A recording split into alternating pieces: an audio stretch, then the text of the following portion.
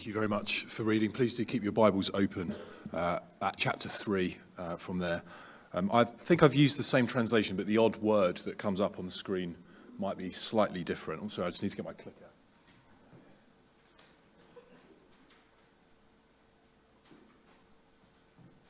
There we go.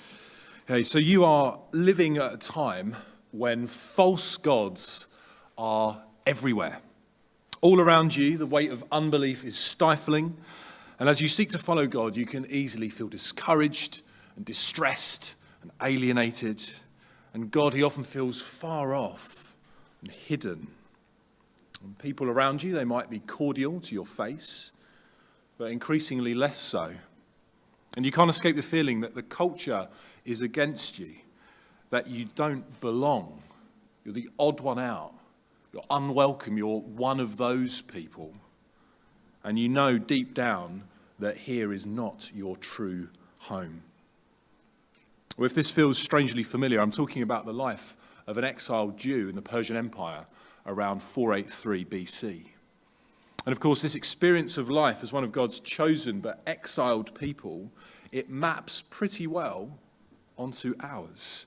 If we're a Christian living in 21st century Britain, particularly in 21st century London, we'll probably know what it feels like to be surrounded by false gods and unbelief, and to feel different, and to feel odd, unwelcome, exiled, and far away from home.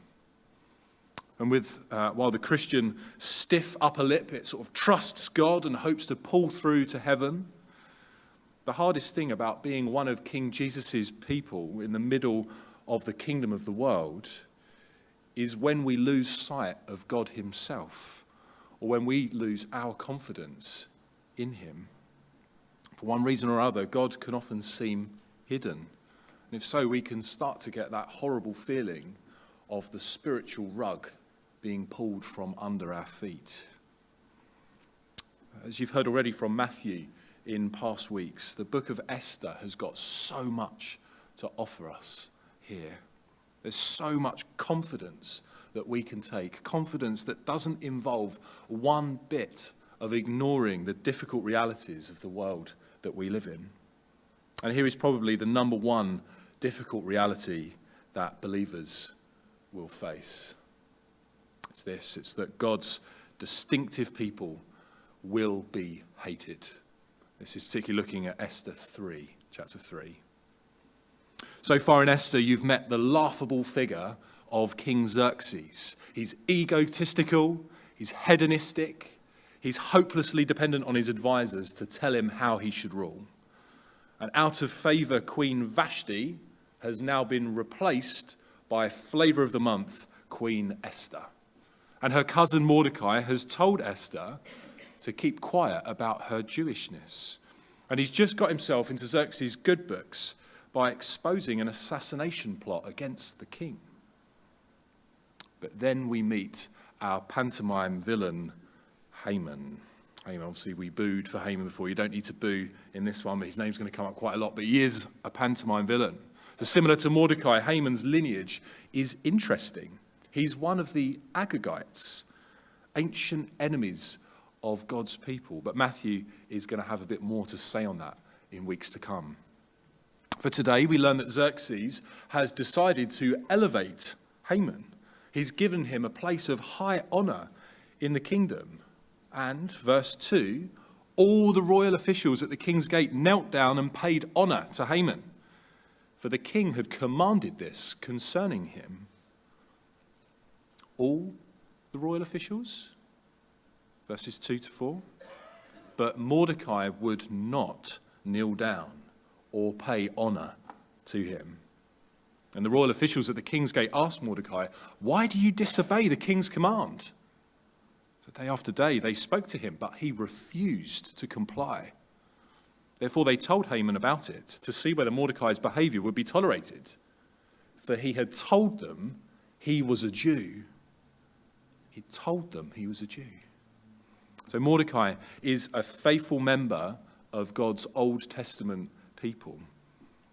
And one of the difficulties of this, of living among the godless and yet wanting to respect the law of the land, is knowing where and when to draw the line. So in Daniel's day, the Jewish exiles in Babylon, they'd drawn it at bowing down to the golden image of Nebuchadnezzar. And clearly for Mordecai, he draws it at Haman the Agagite. And if we are seeking to be faithful to Christ, at some point or other, we're going to have to draw the line with our culture as well. And of course, in following our consciences, faithful Christians will often draw the line in slightly different places, and that is okay. Believers know that there are some areas of grey, and there is room for genuine disagreement. But that doesn't change the fact that by drawing that line, we will be distinctive, just like Mordecai was in refusing to kneel.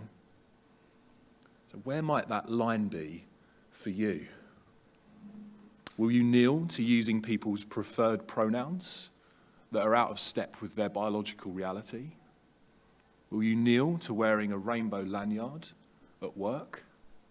Will you kneel to the God of pluralism, that we all just worship the same God, don't we? And we should all just get along with one another. Will you kneel to those who say that we can't trust the Bible and that we've come a long way since these silly ideas of gods and devils and dragons and fairies and things like that? Will you kneel? Or will you be distinct and stay standing for Christ? Be careful though, if you do that, there will be a cost. So Haman, he's often pictured as the pantomime villain, as we've said, and he's certainly nasty and intimidating and boo, hiss boo. But I don't know about you, but as villainous as Captain Hook and the Sheriff of Nottingham and Cruella de Vil are, they're not quite cut from the same cloth as Haman.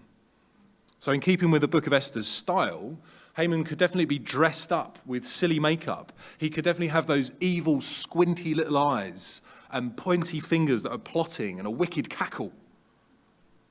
But the mockery of this villainous figure, it shouldn't detract from the horrendous and frankly genocidal sadism of his plan. So verses 5 and 6. When Haman saw that Mordecai would not kneel down or pay him honor, he was enraged. Yet having learned who Mordecai's people were, he scorned the idea of killing only Mordecai. Instead, Haman looked for a way to destroy all Mordecai's people, the Jews, throughout the whole kingdom of Xerxes. Haman is a genocidal maniac. And he doesn't just hate distinctive Mordecai, he hates all of God's distinctive people. And he says this to Xerxes, verses 8 and 9. There is a certain people dispersed among the peoples in all the provinces of your kingdom who keep themselves separate. Their customs are different from those of all other peoples, and they do not obey the king's laws. It is not in the king's best interest to tolerate them. If it pleases the king, let a decree be issued to destroy them, and I will give 10,000 talents of silver to the king's administrators for the royal treasury. And hopeless, hapless Xerxes, he just goes along with it all. And the royal order is signed and sealed and sent out, and the murderous plot of Haman, the enemy of the Jews, is underway. And where is God at this point, we might ask? Where is he? Well, the month Haman is plotting the Jews' destruction, Nisan, also just so happens, as we heard in the kids' talk, to be the month that the Jews are celebrating the Passover, the time when God delivered his people from slavery in Egypt. And the lot Haman casts also just so happens to fall in the 12th month of Adar, or Adar. God's people just so happen to have almost a full year to prepare for their enemy's onslaught. What should we make of this? But still, the annihilation order is written into Persian law, and where we find ourselves in the story, we await the final result. Nevertheless, we see here God's distinctive people have been hated, and we know that God's distinctive people will be hated. And it's a simple reality check for us today, because if we're not kneeling for the kingdom of the world, but only to King Jesus, we will be distinctive. We will be noticed. And in some way or other, we will be hated. It is entirely to be expected. And that hatred, it might take all sorts of forms. It might be personal and small scale. It might be state-sponsored and global. It might come from close loved ones, from respectable institutions. It might even come from people who call themselves Christians. And while we live through our exile from the new creation, sin is everywhere. Satan is at work, and Christ and his people are maligned. To be a Christian is to always live with some degree of danger. If they hated Jesus, they will hate us too. But having our confidence in our exile, especially when God can feel hidden, it starts with us coming to terms with the fact that God's distinctive people will be hated. We've got to start there. Haman is no exception. And so with that realism in place, where can we draw our confidence from? Well, we can remember that deliverance will arise. Remember that deliverance will arise. And this is just looking at Esther 4:13 to 14. So remembering is a really important theme in the Book of Esther. And one of the main reasons the book was even written was to help God's people remember. Remember something, yes, but maybe it's better to say remember someone. And although God isn't mentioned once in Esther, there are loads of clues that his hidden hand is at work behind the scenes, sovereignly, providentially, working as Romans 8 helps us to see all things for the good of those who love him. And we've heard some of those clues already. God may seem hidden, but he's never absent. He's never off the job. And the fact he even has a people who are faithful to him, it's a massive giveaway that he is there. And after Esther and Mordecai discuss strategy in the wake of Haman's plan, Mordecai says to his cousin these famous words, verses 13 and 14. Just go back. He says, "Do not think that because you are in the king's house, you alone of all the Jews will escape. For if you remain silent at this time, relief and deliverance for the Jews will arise from another place. But you and your father's family will perish. And who knows but that you have come to your royal position for such a time as this." So as we've heard, Mordecai is a faithful Jew, and he would have been brought up with the Jewish scriptures, with the tales, the mighty deeds of the Lord. But he's in exile from the promised land. But there he knows that God still keeps his promises, and he knows that his God is a God of deliverance. The scriptures tell him that. The scriptures say so. And in a sense, Mordecai, he's in the middle of the story. He's living for God outside of the promised land, in a desperate situation, surrounded by false gods and murderous plotters, but he is nevertheless still drawing his confidence from what he knows about God. He knows and trusts that God will deliver his people, just like he did before. He knows that deliverance will arise. And it's wonderful to think of God providentially maneuvering Esther into position so that she could plead for the lives of her people with King Xerxes. There are no coincidences with the sovereign, almighty God. There are only God incidences. And remembering this should give us confidence to act on our faith and to take risks for Christ. But I don't think that is what should be stressed above all. Because even if Esther failed to act and perished with her failure, as Mordecai warned, or even if she acted and then perished at Xerxes' hands, God would still cause relief and deliverance to arise for his people. It's just from someplace else. And Mordecai knew this. He knew that this was how things would end. And this is what is to be stressed above all, that God is the God of deliverance. In him is where our greatest confidence should lie. God's providence serves his deliverance. And that is what should drive us to act in faith. As human beings, we make real choices with real consequences, all under the sovereignty of God. The same sovereignty that guarantees an outcome. It gives us certainty from the God who has ordained the beginning from the end.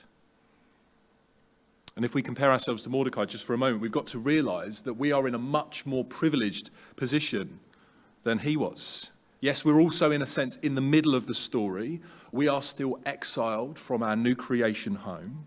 But God has promised that he'll get us there. He's given us Esther's story and the whole Bible story, culminating in the gospel of our Lord Jesus Christ, to convince us and assure us that we are moving towards the end of the story, and that for God's people, that end is gloriously secure.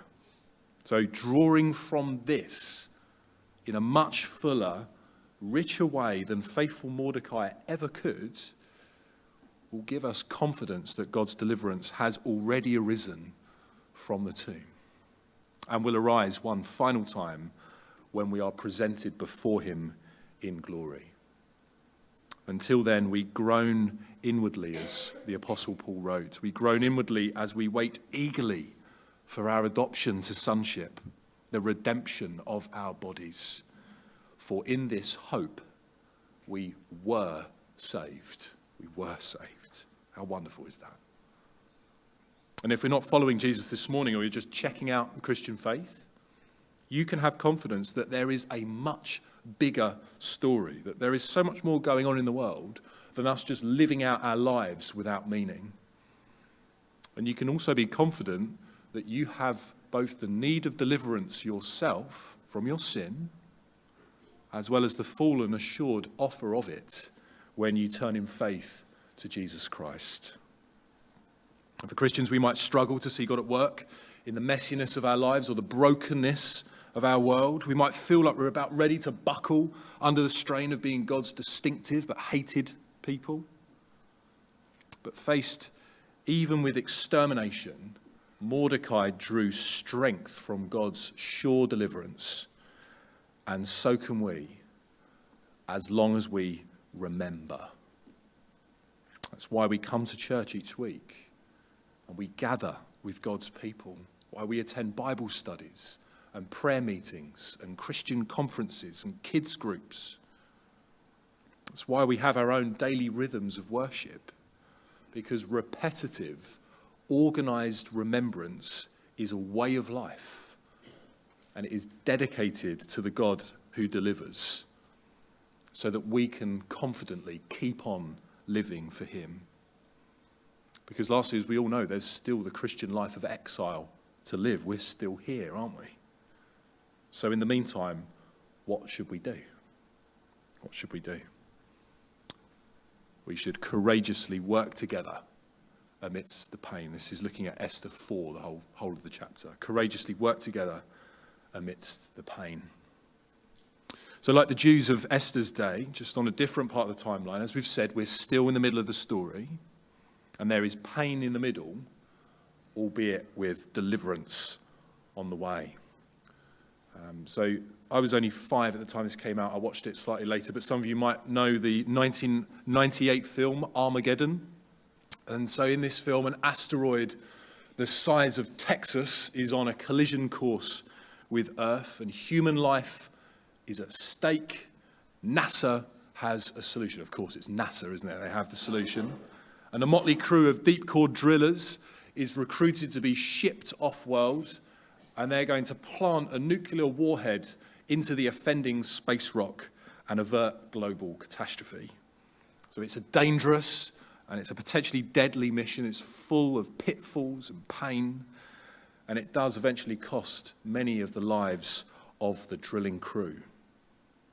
But death had to be faced, great courage was needed, and steps had to be taken.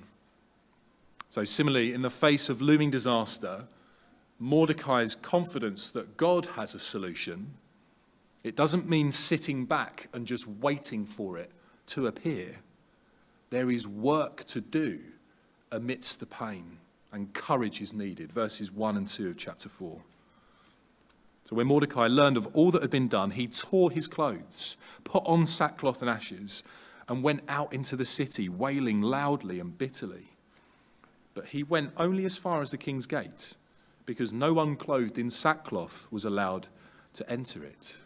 So Mordecai, he's not just sort of strolling around the city of Susa, blasé and smug, because he knows deliverance will arise. He mourns the threatened genocide.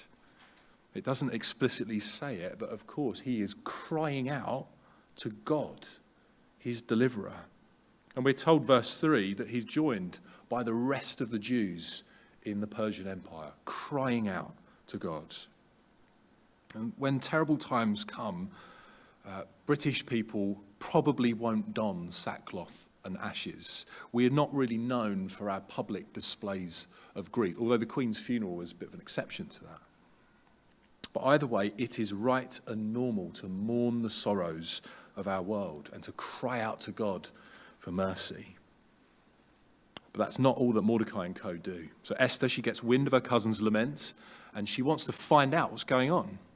And in their exchange, we see God's persecuted people working together, displaying incredible courage amidst the pain. So verse 8, Esther's eunuch go-between is told to instruct her to go into the king's presence to beg for mercy and plead with him for her people. And then we're told, verse 11, that for any man or woman who approaches the king in the inner court without being summoned, the king has but one law, that they be put to death, unless the king extends the gold scepter to them and spares their lives. So it's a bit of a cliche, but it really is life or death. Esther's plea, acting on behalf of her people, God's people, rests on the mercy of an egotistical, power-obsessed, laughably inept, and genocide-enabling Xerxes. But does it really rest on him? As we've heard, deliverance will arise. God's hidden work is sovereign work nonetheless. And so, emboldened by Mordecai's faith and the remembrance of her God's power to deliver his people, Esther says in verse 16, "Go, gather together all the Jews who are in Susa and fast for me. Do not eat or drink for 3 days, night or day. I and my attendants will fast as you do. When this is done, I will go to the king, even though it is against the law. And if I perish, I perish." So, of course, there's an echo here in Esther's courage of Christ, willing to lay down his life for his people. But under the threat of annihilation, we also see here God's people working together. There's no falling into disarray. They're strategic, and they are committed to each other's lives, not sinking into self-interest and petty infighting.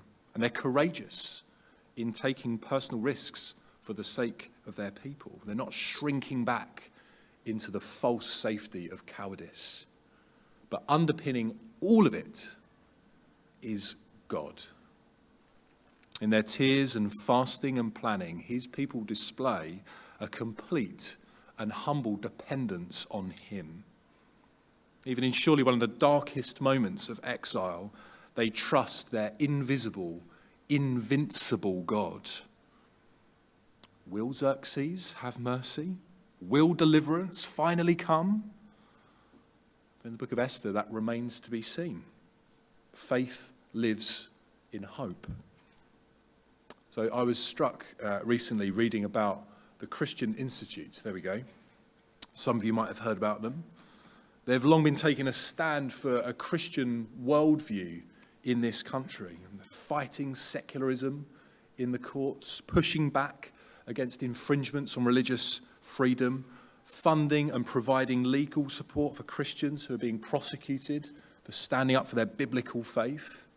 The Christian Institute is just one example of Christians acting in faith, acting courageously, working together, working hard, win or lose in the battles of the here and now, because they know that they are taking a stand for Christ, who has assured them and us through his cross and resurrection of final deliverance. We cannot ignore the pain of living as Christians in this world. For some of you, it might be your health, it might be your relationships for others, or work. And often it's a mix of all sorts of things.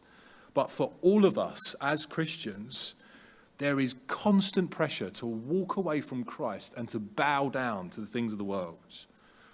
Because far worse even than Haman, Satan wants nothing short of our eternal destruction.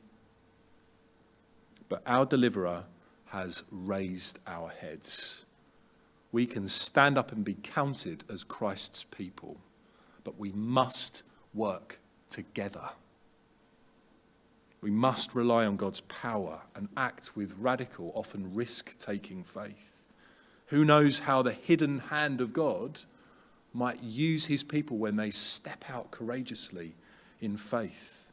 And what might it look like for you to move a little bit further up on the risk spectrum? So you might find yourself brought to a particular point, a time such as this. It just so happened that. For example, how might you approach your next conversation with your long-term friend who you've never quite got around to sharing the gospel with? What will you say when you're called into that disciplinary meeting for publicly expressing your faith at work? Or what will you do when your wider family threatens to turn against you unless you renounce your biblical views? Remember that being hated is inevitable. Be confident in God's deliverance. He may seem hidden, but he has not gone anywhere. Work courageously and together with other Christians, because there's still plenty to do, and the end of the story is not here yet. Let's pray together as I close.